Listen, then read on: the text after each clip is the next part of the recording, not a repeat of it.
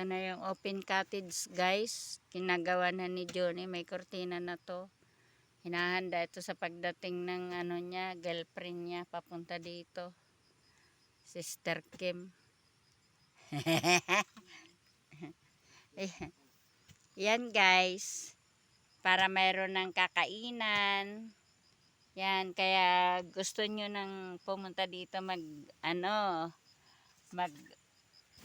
Ayan tingnan nyo yung isang cottage. Ang ganda no. Higaan lang yun guys. Pwede ka na dyan magpahinga, matulog. Ayun guys. Lutuan, kusina dyan. Na mga magkakamp. Eto. Yan, may kurtina. Inaayos-ayos pa yung gawin upuan. Ito dito, kuanto. Pwede ring higaan. Pwedeng upuan. Open cottage to guys. Yung kabila, ayun din oh. Ayan yung kabila. Bali yung isa, yan tulugan talaga yun. Pang personal use yan. O yung cottage na yun. Nandoon yung kainan ko, lutuan ko. Yan, ito pang to mga visitors lang to. Yan. Tsaka ito, yan. Yan.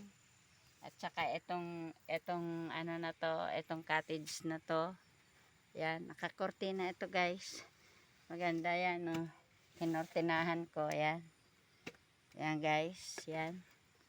Naayos pa para guys, yan. Naku, sira na. Yan. Yan guys. Nagagawa naman ng upuan para maraming maupuan. Tapos ito ang inuupuan ko, parang pinaka misa-misa ito kung may mga ipapatong sila. Pwede rin higaan 2 tao. Bali ang ihiga dito 4 na tao, pang 5 yung ginagawang upuan. Tapos yan, may mga upuan sa labas guys.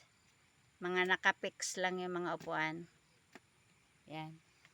Dadagdag pa kami ng mga open tent para sakali.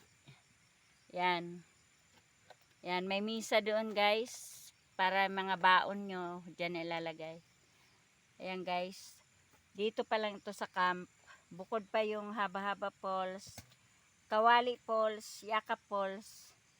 Yan. Papunta doon yung Yakap. Ay yung Kawali Falls. Papunta dyan.